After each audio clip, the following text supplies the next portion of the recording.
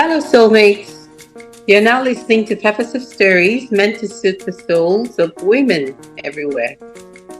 The Pepper Soup Stories, Soothing the Souls of Women, a podcast that is akin to a flavorful blend of conversations with thought leaders, experts, and everyday heroes who bring you stories and insights to warm your heart and stimulate your mind.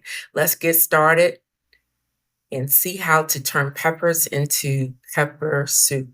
Welcome, soulmates. We are very excited to welcome Aderonke Bademosi Wilson. So Aderonke Bademosi Wilson owns AB Wilson Consulting and specializes in transformational facilitation and strategic communication as a certified project management professional and a certified chain manager. She spent 6.5 years as head of the government of Bermuda's Department of Communications, where she oversaw the country's COVID-19 communications during the pandemic's first 18 months. Wow. That must have been heavy. Yeah. A certified exchange guide and appreciative inquiry practitioner, Aderonke has facilitated workshops in 5 countries. She's worked with government ministers in the international business, with municipalities and nonprofits. She previously co-owned the Stratford Group with her brother before moving to the public sector. When not designing high-impact organizational experiences, Aderonke enjoys pickleball. He's a professional photographer. I gave up on that years ago, so want to know how you're sticking with that. And host AB Wilson's Heart of the Matter podcast. Interesting. Through AB Wilson Consulting, she offers tailored workshops, strategic planning, and team development that create lasting, transformational experiences, life-changing transformational experiences beyond the session itself. On behalf of Patrenia and I, Aderonke, we're very excited to have you. We thank you for making time for this. I'm so happy to finally get you here and getting you in this space. I know we're going to do so much more together. So welcome. Well, ladies, first of all, thank you so much for inviting me to be on your podcast. And I've been truly looking forward to our conversation. So I'm truly happy to be here. Thank you. So in terms of kicking off, we're probably have reverse, but anyway, could you paint us a picture of who you are today and take us on the journey of how you got here? Thank you for the question. So right now, I am a small business owner. I am the founder of my organization. It's called AB Wilson's. I'm sorry, it's called AB Wilson Consulting. I was about to talk about my podcast. My company is called AB Wilson Consulting. And with that, I like to think that I have an opportunity to show all aspects of myself through that organization. I created the company on January the 9th, 2023. And I'm just going to go backwards a little to say how I got to that space. I'm a communications professional. I have been for 30 plus years. I started my career as a broadcast journalist. Coming out of college, I worked at a radio and television station. From there, I progressed in communications, working at various local and international organizations. When I look at where I am now, I think this particular road that I came on started perhaps at about 2005. I had just had a life tragedy. I'm married now, but I was married previously, and my first husband died in 2004, quite unexpectedly. And I wasn't quite sure what I was going to do. He was from the US. We were living in Bermuda for a short period of time, for about 4 years. And we were in the process of moving to the US. And he passed away. So I continued, I stayed in the US and gave myself time to really decide what I wanted to do. Because we were moving, I had already given up my job. So I made the decision that I would stay. And through that process, I gave myself time and permission to really think about my next step. And my brother, I was home, I had come back to Bermuda, which is where I live now, had said to me at a family dinner, "What are you doing?" And I was like, "I'm not sure. I'm not sure what I want to do next." And he said, "Let's sit down and talk about starting a business together." So we did. And that was the Stratford Group. And we were together working in the organization for 9 years. And it was wonderful. We worked well together, and we really had an opportunity to do some amazing work. Um, and so during that 9 years, I never anticipated that I would never work for that company. And so there was a depression that took place, and our business, we weren't making any money. So my brother encouraged me to apply for the government job as the head of communications, which I did. And I worked there for 6.5 years. So were And you in US or Bermuda at this I was time? in Bermuda. Okay. I come back to Bermuda and I got married again to my current husband, and we've been married for, Congratulations. thank you, we've been married for 20 years this year. Okay. And so I was living back in Bermuda at that time. Mm-hmm. And so um, working for government was a real eye opener. I had some amazing experiences because up until that point, I was doing communications for organizations. Okay. Working for the government, I was doing communications for a country. And it is a completely different perspective when you're communicating with the citizens of a country as a whole. And so that really gave me a different lens for my communications. I left government in 2021 and moved to the private sector. And I was there, and I say very, very clearly, I was there for 9 months. And when it didn't work out the way I expected, I was I had to figure out what I needed to do next. And when I left, I wasn't quite sure what I was going to do. So I remember sitting in my dining room thinking to myself, I need a job. And so I was looking online, trying to see what was available in Bermuda. And it dawned on me that I can do this job search, because everything's online, from Thailand. And so I made the decision to travel to Bangkok and do photography. And so I had a really great talk with my husband, and he supported the decision. And so I left and went on a journey of discovery. I gave myself time and permission to really figure out what I wanted to do next. And my journey led me to a mountaintop in Indonesia early one morning. And I sat there meditating, and I asked myself two questions. The first question was, what was the happiest time in your career? And the answer was when I was consulting. So I was like, right, I'm going back to consulting. And then the second question was, are you ready to go home? And I made the decision that, and so by this time it was December 2022.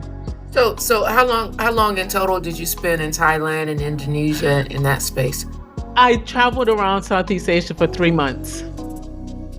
And so when I left Bermuda, I was in the UK for about 2 weeks. And then I flew to Southeast Asia. And I just wandered around. And I gave myself, and this is my second time I'm going to say this, I gave myself permission to not make plans, to really just see what happened if I just went on a whim. So I'll be in a coffee shop just talking to people, And somebody will say, oh, maybe you should try Cambodia. And I'll be like, why Cambodia? And they'll say, and I'm like, okay, so I'll book a ticket to Cambodia. And the thing is, once you're there in Southeast Asia, it's really relatively easy and relatively inexpensive to get around. In some cases, you could just catch the bus to the next country, right? Wow. Okay. In some instances, you might take a short 1 or 2 hour flight and you're in another country or in another part of that same country. And so I traveled around with my camera and saw some really amazing, beautiful sites. And I had really great opportunities to speak with people who I would only meet that once and get whatever wisdom I'm supposed to get from them and move on. And maybe even share whatever wisdom I'm supposed to share. The wisdom and, exchange. The and wisdom move on. exchange. I Yeah. love it. And so that's how I got here. From my mountaintop, I said, okay, I'm going to start my company. And I came home and I did. So many things are coming up from Aderonke. I love that you use the whole term of giving yourself permission, but it was my line sister's birthday the other day, and we found ourselves talking about NDRE, that song, "Slow down, baby, you're moving too fast. You got your hands on the air, your foot on the gas. You're about to wreck your future, running from your past."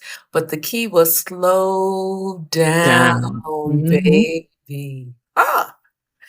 And every aspect of the story you just shared, you allowed yourself to slow down. So many of us are used to do, and we are what we do, that we don't really know how to be. And often when we do that, slow down, somehow we devalue or feel devalued because we're not in this super productive space. And just like life, I joke with people, I had my production time giving birth to babies. That production season is over. And I recognize when I'm in a different season, and when I'm in a different season, I operate differently. So those are the lessons that I'm hoping we can kind of show up to our soulmates just in your story. But you didn't feel like you had to have all the answers. You kind of allowed and suspended judgment. And that's a very courageous thing to do. And it looks like you were guided by intuition. You allowed yourself to do and not know and be in that space and let the magical things happen. The inspiration and having a supportive partner that supported what you were doing.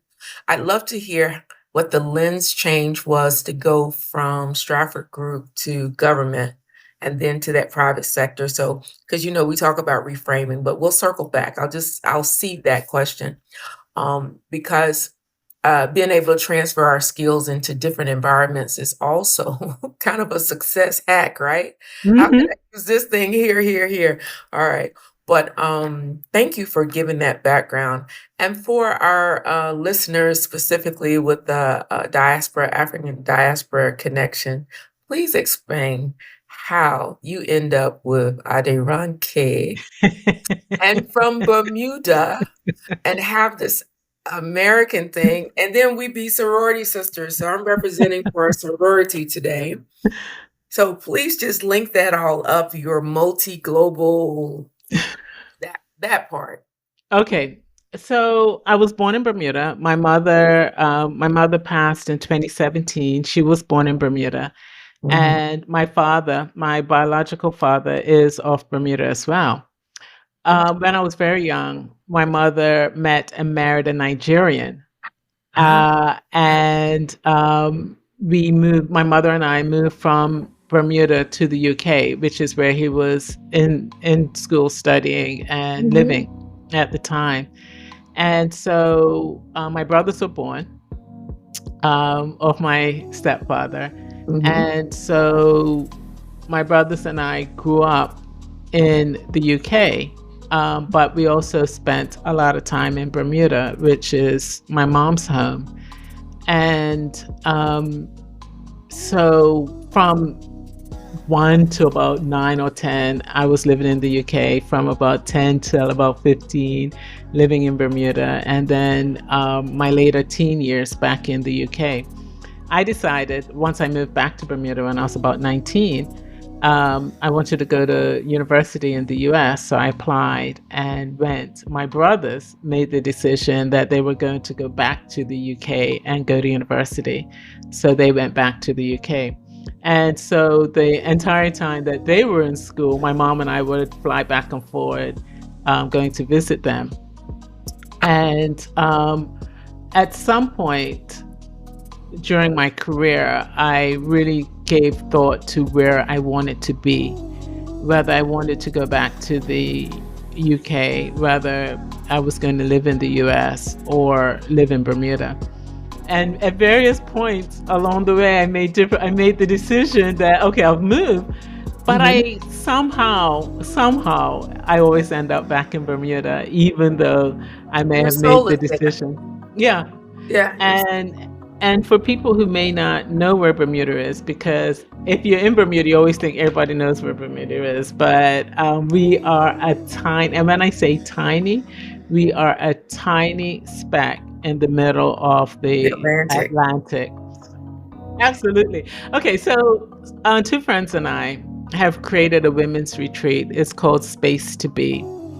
And it's an opportunity to find space and be in space with yourself and for yourself.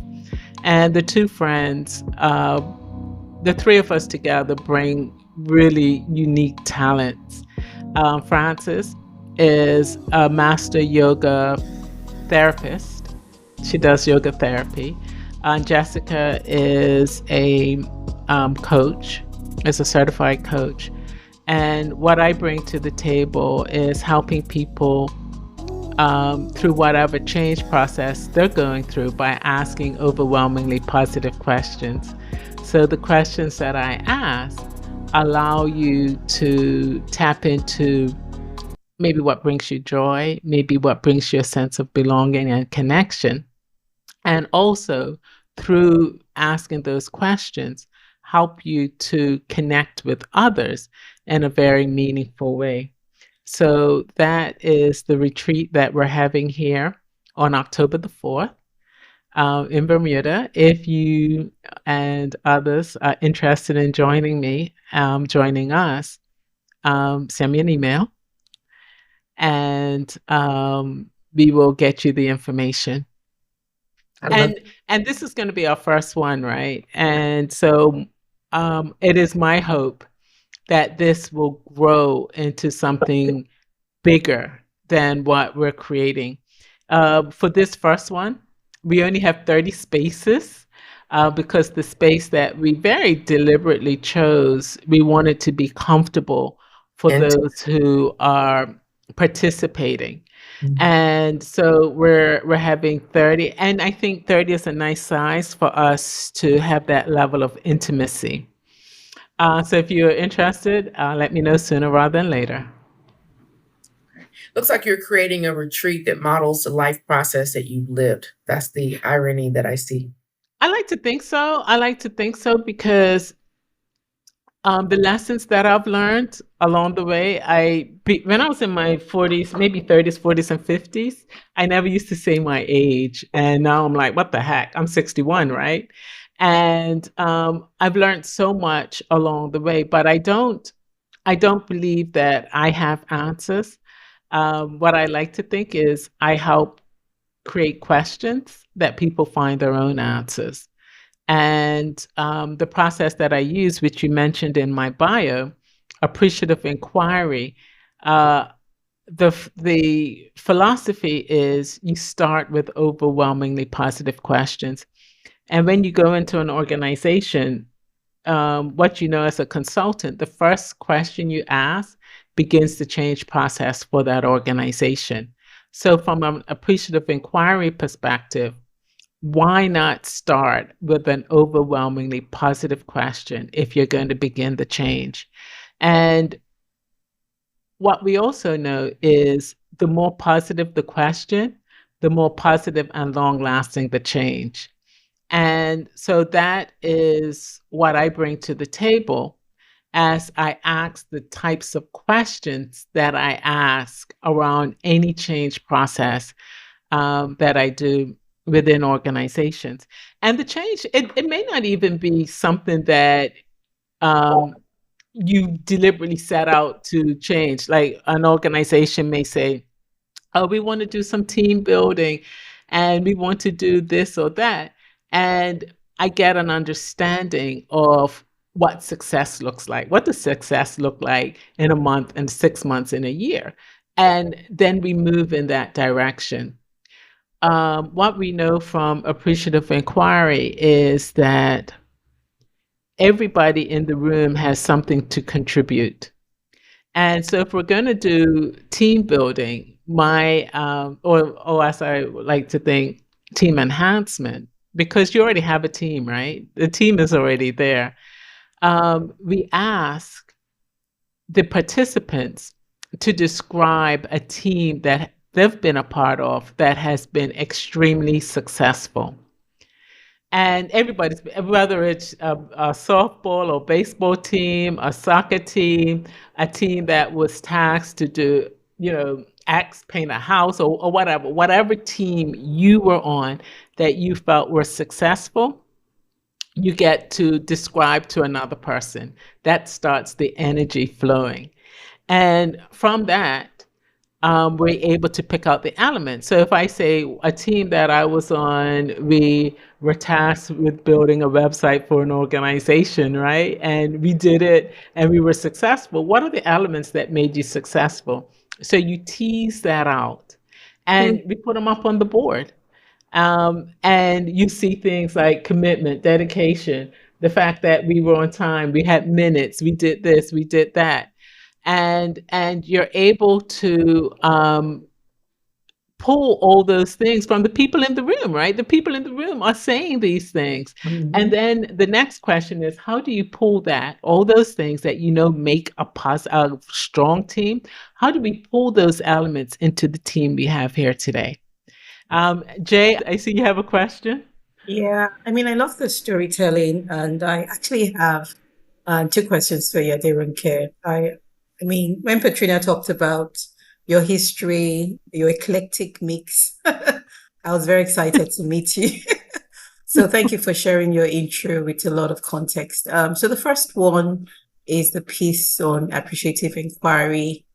A lot of coaches in the world typically talk about the growth mindset, but I actually prefer the approach of appreciative inquiry because, like you say, it's so overwhelmingly positive. And it's a structured approach. I'm a little bit familiar with the 5 Ds that helps you get to the outcome that you want to sustain and grow. Mm-hmm. So it would be very helpful for our audience. We call them soulmates. If you could sort of give us a specific example, specific story about an overwhelmingly positive change for an individual or enhancement of a team. So if you tell us the story, I like the way you say enhancement and not team building. That's a different word. So we're going to steal that. Reframe. So that's the piece on appreciative inquiry. Then I want to go back to your intro when you talked about giving yourself permission to not do anything, to take your time and experience the world. That kind of struck me because I've had, you said permission to not make any plans. That kind of struck me because in my lifetime, I've had an opportunity to do that, I think 2 or 3 times. And I look at it as a privilege. First of all, you have to be financially okay to do it. You have to be healthy to move around. You talked about the different places you went to. But I also know that this is not a commonly accepted approach. There's an expectation that we work till we die and we take 20 or 28 days during the course of the year to relax, which is why kids these days say they don't like adulting because they don't have the holidays in between to rest.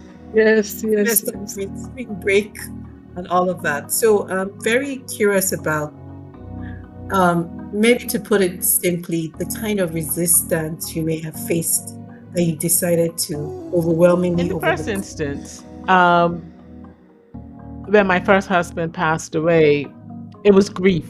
It was grief, and I didn't know what to do. And I remember somebody saying to me, "You don't have to make decisions at this point." And I remember being in a space where I just couldn't make decisions. It was just so hard and so difficult.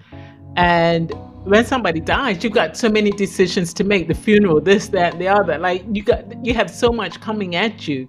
You have to make decisions. And I remember thinking, I'm making one decision a day and that's it. And it has to be critical and that's it. And so as time went by, and everybody experiences this, right? Especially if you're the one closest to the person that, or one of those that are closest. Everybody else's life goes on, and you're faced with, how do I move forward? And I remember thinking, okay, I'm not, and he and I had already made decisions. Because I was moving to his country, I would have time to not do anything, to just get the lay of the land, understand, do some research, figure out what jobs were available for me. So we already had that as a plan. And I was like, okay, I'm going to continue that plan. And so I did. And then when the time was end, because we said from September to January, we'll just bring it and figure it out. And then January, I'll start looking for a job. But when January came, I wasn't ready. So I was like, I'm giving myself permission to just not do anything yet. And did I face resistance? I'm not sure I did. Although people kept saying to me, come back to Bermuda, why don't you just come home, you could be with us and we'll take care of you. In my mind, there are two types of people when they're grieving. There are probably more, but this is my observation. Those that want to be around people and those that don't. And I was one of those people that don't. I just want to be in my space, figure it out, feel my feelings. I went to counseling. I did all of the things that I felt that I should do, but I wanted to be alone. And that served me. But nobody questions you when you're going through grief, right? They're like, are you okay? Are you sure?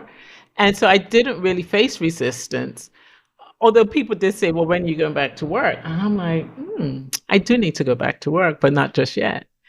But I also recognize that's a privileged position because I did have some funding that saw me through that saw me through that time. But then time came and I really had to get a job. And that's when I was able to say to my brother, yes, I'm ready to start this company. On this, and so making decisions not to decide, I think is something that's important to me and for me, and how I've been able to live my life, because I'm a very decisive person. I know, I'll tell you this story really quickly. When I was 17, living in England, I was studying for my exams, and I remember listening to the radio, and it was like midnight. And I just wanted to keep listening to the radio. I was like, oh man, this is really good. And it was at that point I made the decision I was going into communications. I wanted to create radio and television programming that kept people awake, right?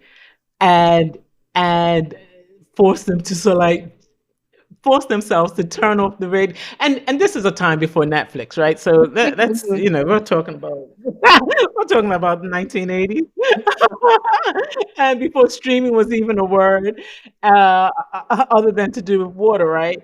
And so I will start with the second question first. Okay. How I was able to do it. That was my focus. And so at 17, I decided what career I was going to be at. I was going to be in. So I'm a very decisive person. So when I find myself at indecision, I have learned to stop until my decision comes to me. And so my mountaintop in Indonesia, my decision came to me. But that was also based on the fact that I was taking care of my mental health. during that journey as well.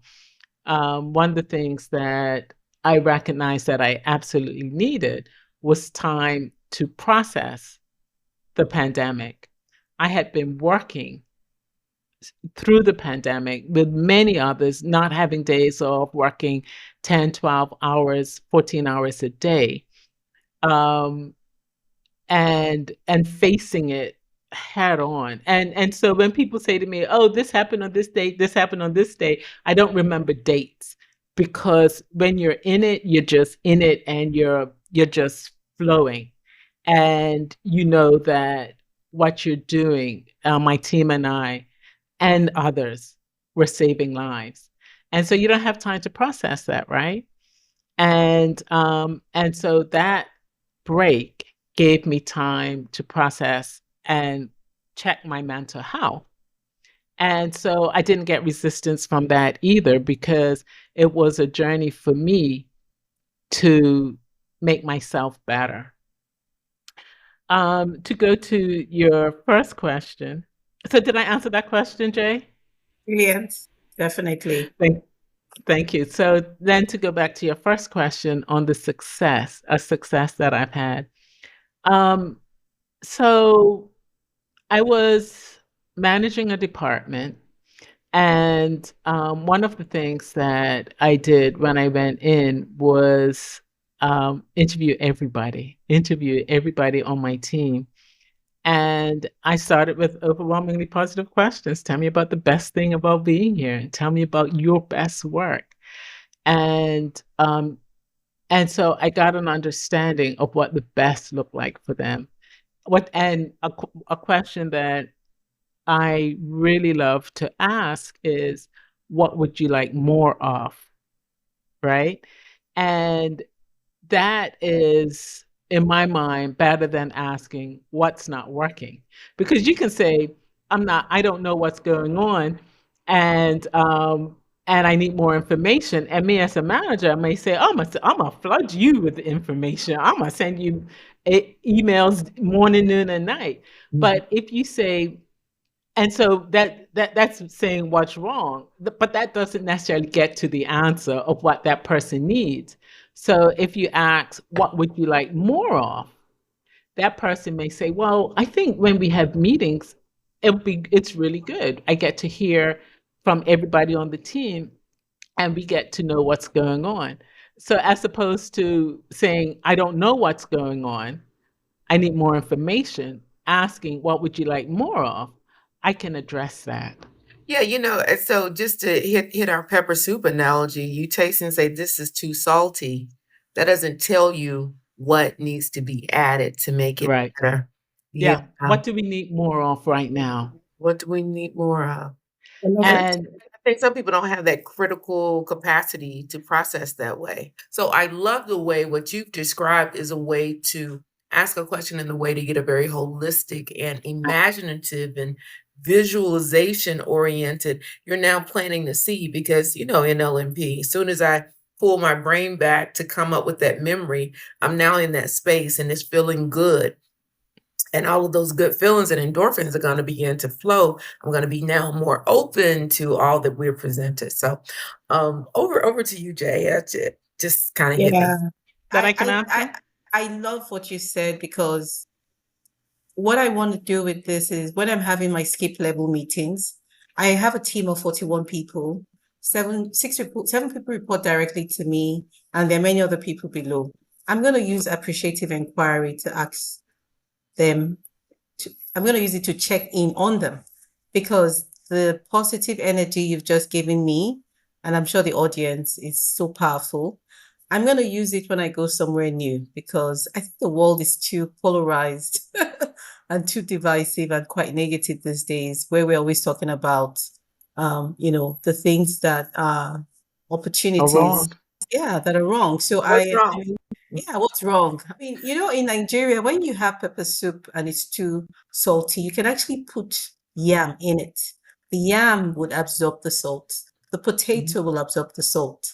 The sweet potato, anything, the butternut squash will absorb the salt. So you've just been a blessing, Aderonke. I think,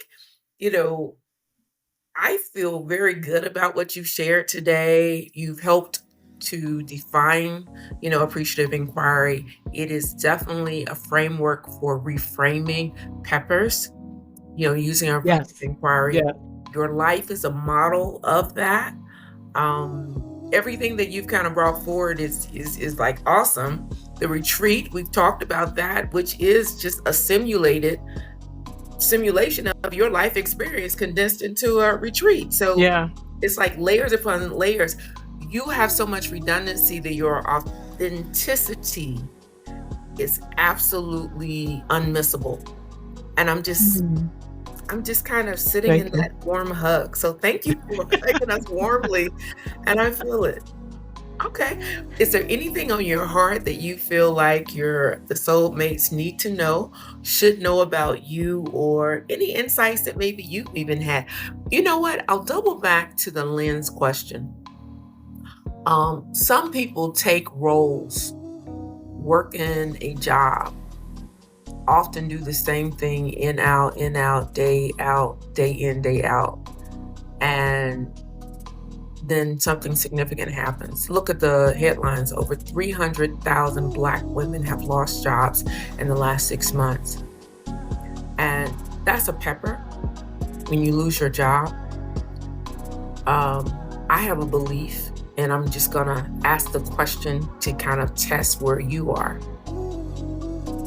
When that significant thing happened, whatever your significant thing is, because when we retrace the journeys of our lives, we have these big highs and we have these big lows. But with my coaching clients, one thing we always take out is before the rise, there's always a dip. There's always a dip before the rise. But we only hear about the dip when we dig deeper into the rise. Everybody remembers the rise. It's so clear in my mind. So your overwhelmingly, positive question brings up the good thing. What I help my clients to be able to see is, you think you're in a valley right now? Do you remember the valley that occurred before that rise? I want you to believe that just as you got from that valley to the mountaintop, you'll get from the valley you're in right now to the mountaintop. So that is another piece of reframing for me, because appreciative inquiry makes you go into that beautiful experience and recall it. But then by putting it in perspective, you can see it as something that's attainable for you in the future, because you begin to appreciate patterns and seasons, which we talked about. So my question is about the ability to move from one environment to another. And as you said, your lens changed from when you were consulting to you were in government. Then you had that 9-month private sector experience. I'm sure that sounds like that wasn't the best thing that matched for you. But talk to us a little bit about being able to transfer our skills and abilities from one environment to another, and how your lens may be changed or need to be adjusted. When we get glasses, they say, do, do, do, do, do. Can you see? Do, do, do, do. Can you see? So in that new space, what do those adjustments look like? And how can we succeed in it? I think it's individual, and I'm not going to pretend I can answer for everybody, or for anybody other than myself. But what I have had to lean on is my certainty about myself. I said earlier that when I make a decision, I can make a decision and I can keep going. And a wise woman once told me, make a decision, and if you find out later it's the wrong decision, make another decision. And I'm like, I love that. I love that, because you don't know you make a decision and you don't know what's going to happen in 6 months, 3 months, tomorrow. And so if you find yourself, you've made a decision and it may not have been the right decision, you get to decide again. You get to move forward in a different direction. And I think the other thing that I would say is, I mentioned my podcast earlier. I talked to this lady. Her interview hasn't aired yet. But one of the things that she said was about retirement, actually. But I'm like, I don't think we have to wait for retirement. And as I was thinking, because that's the work she does with retired people. She herself has been retired for like about 20 years. So Mhm. she gets to ask people, uh, what is a burning desire in you? What is something that you want to do? Because research shows that you have about 20, 25 years after you've retired to continue to do stuff. And so that's her focus. So my question is, what's a burning desire in you? What is something that you have wanted to do that you may have not have had an opportunity to do now? And I recognize also that the women that you mentioned, who the Black women who are now without work, what is, for many of them, what is what is a solution that they can put in place for others and make money at? And I went to a conference. Powerful question. Very, very, sit on that one. Say that question one more time. What is a solution that you can put in place to help others? What is a solution you can put in place? The opposite side of that is what's a problem you want to solve, right? But mine is, what's the solution? And you realize that you can feed your resume and your profile statement right into ChatGPT, give it that prompt, and have it do some of that thinking For so you. these help you to see beyond what you've seen. Because often, like for me, I spent my first 14 years in manufacturing.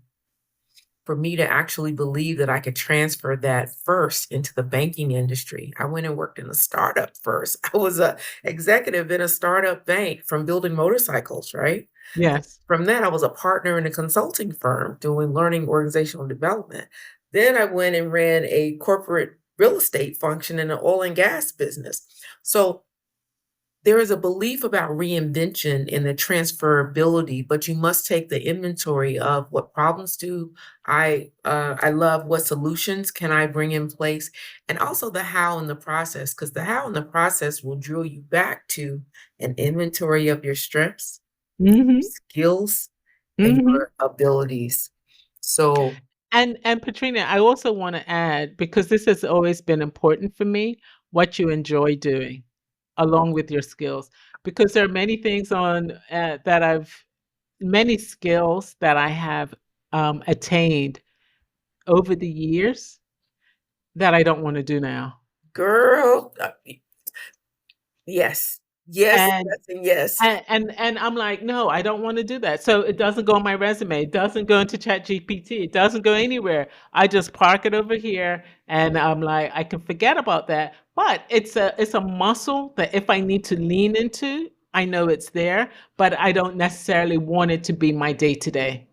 So it's interesting that you say that. Okay, so Aderonke, I my thing that I'm good at that I don't necessarily want to be paid to do is operations and day-to-day manufacturing, that drumbeat of coming in, how many did we make today, and what's the quality numbers, and how can we, improve, the process, what's the people, do we have enough people, all of that day-to-day. I know how to do it very well, but I don't. Uh-uh. I will not go back to that. It's like that was a required step in the process to get where I am now. Hmm. So why do I still list that on my resume? So for me, I listed on my resume so that when I coach people who are in that space, I have the empathy and I have the knowledge to connect with them. It's almost like we could talk about visiting that place, but I don't have to go back to it again, right? Hmm. Hmm. So I include some of those things that I don't necessarily have a passion to do again in my life because I want people to be able to resonate with the experience base that has helped me build my foundations and my levels. So I don't know. That's why I still keep it there. Okay. And that's fine. That's fine. As long as you have a reason for it. Mhm. And mine is, I don't want to do it. And people don't need to know I can do it because I'm not going to do it. I would not apply as a consultant to do that because that brings me no joy, and I need to have joy. I love that. I love that. Yeah, continuous improvement and as industrial engineer, taking time out of jobs, eliminating people's jobs and all of that. Ooh, pretty good at it. Didn't there were so even in that space of not doing the thing that I love doing, I found a way to love that job Mhm. because I brought in collaboration. I brought in, it wasn't just Patrinia's decision which job we needed to modify or eliminate. How can we look at it holistically and as a team make decisions? And if that person's not doing that particular job, how can we design this into what they do need to do to bring value? And that's when I learned that I enjoy people more than things. Mhm. So it was in sitting in a space, and this is maybe for someone who maybe lost that job or is not feeling warm and wonderful in the job they're in. You take the advice of my soror, Aderonke, and ask yourself overwhelmingly positive questions. Even if the answer is not in your present, it'll become your aspiration. And as your mind is looking for it, it will find it. And you'll begin to find what is it that I can bring into my experience that gives me joy. And I just want to add to that. If people can't think automatically of overwhelmingly positive questions, ask ChatGPT, or whatever you use, Mhm. and be specific. Please ask me overwhelmingly positive questions that I can answer for myself around my job, around my family, around my Mm. ex, and ChatGPT will come back, or whatever you're using. I've got a whole list of Gemini, Jasper, Gamma. Midjourney, Copilot. Yeah, whatever your flavor is. Um, in Perspective, I think is another one that you use. Ask it for questions, and then give yourself time to answer them. And I think what you'll find is that in your answers, a path or will become clearer. And let me just say, I'm not a coach. I'm not by any stretch of the imagination a coach. So get yourself a coach as well, that will help you through your process, and give yourself time to really think about next steps. Give yourself time to really think about what's important to you, because I think sometimes we have jobs and we do things that aren't necessarily joyful. And I know that I've asked people have said to me in the past, I need a job. And I'm like, well, what do you want to do? And they're like, anything. I'm like, no, what do you want to do? What do you want to do? And you can start moving in that direction. But if it's just anything, you get anything. Ooh, I love that. I love that. If it's just anything, you just get anything. That's a lot of power in what you just said, because when you don't have clarity, there's no way that you can get the right thing. Hmm. So even if you don't know the answer, asking questions that match what your priorities are that process is gonna yield something that's useful for you.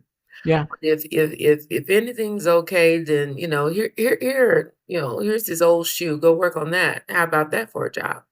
So I think we set ourselves up for suboptimality when we don't curate time to get to know ourselves.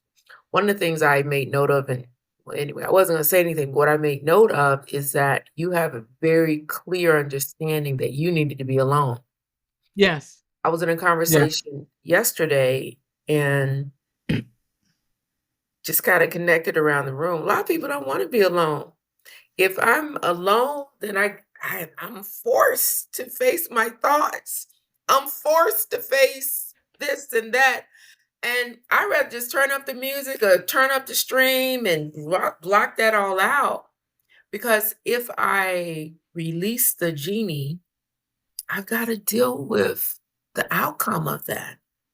And I love that you advise to get a coach, because a coach can help, you process through that. But your willingness to build self-awareness needs to come from you or from some spark. And often it's Mhm. pepper. It's from, when you talk about grief. I have a friend that was asking me the other day. She said, I was never allowed to grieve. And her grief was more about the relationships that she didn't get, or the relationships that didn't last. I mean, she's a very star performer in all aspects of achievement. And she doesn't understand why all that achievement didn't bring her love and joy. So I think sometimes slowing down, like India said, you're moving too fast, your hands in the air, your foot on the gas. Be willing to sit silently with yourself. Mhm. Go to the mountaintop of Indonesia and ask. Ask what now? What do we ask? Well, the question I asked myself was, what's the happiest time in my career? And if I was ready to go home. I'm sure I asked myself many other questions along my journey. One of the things that my cousin, my younger cousin, I've spent some time with her in London before I went on this journey to Southeast Asia. Mhm, And she's traveled a lot. For a young lady, she's traveled and lived many countries. mhm. And she talked to me about slow travel. And I was like, tell me more about slow travel. Slow And travel. slow Okay. travel. And so I took that to heart while I was visiting the various countries that I was in, and I got myself a really good pair of shoes, and some good socks. And I walked a lot of places. I walked because as a photographer, I'm always looking for my next shot, right? So I walked a lot.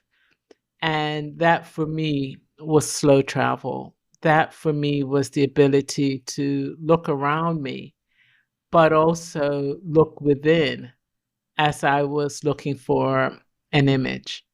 And slow travel allowed me to observe in a way that being in moving transportation doesn't give you. And and so that's another thing that I would ask people to consider, not so much slow travel, but slow thought processes. Give yourself time to think. And if that means going for a walk and being with yourself and being with your thoughts, that's an opportunity to just slow down and really see where you need to be next. I love that. I love to wrap up on that note. What you shared was very thought provoking, because when you walk places, it's more memorable. Hmm. You notice the rocks, you notice the gold. If there's something glittering, you'll notice it. Whereas when you're in the passenger seat sometime, or even when you're the one driving, you're just focused on Moving. destination, not on journey. Hmm. So I hope our soulmates today have taken away so much from you sharing journey and the stops on the journey and the pots of gold at each stop on that journey. So thank you very much for taking time with us today, and look forward to doing more collaborations with you. And your website and the link for your retreat is at the bottom of our episode today. So go and check her out. And you notice she's got, oh, that's the other lens. Okay. Is that she's a photographer. So please check out her art and Oh, she puts beautiful pieces together. Your calendars are amazing. So, Thank you. highly multifaceted sister that has designed a business that speaks to all aspects of her, as she described in her opening. And I think today we've just gotten a peek in, but we like what we see and we Well, thank you. enjoy the aroma. Yes, yes, yes. All right. We'll close out for today. And all right, soulmates, Well, thank you.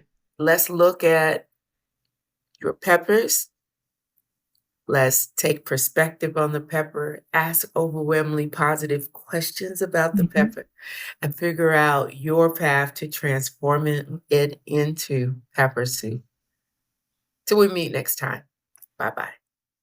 And if you enjoyed this episode, don't forget to hit that subscribe button, share with a friend, leave a review, and connect with us on social media. Your support means the world to us. Until next time, soulmates, stay inspired, keep growing, and turn life's peppers into a flavorful soup. Connect below. Bye-bye for now.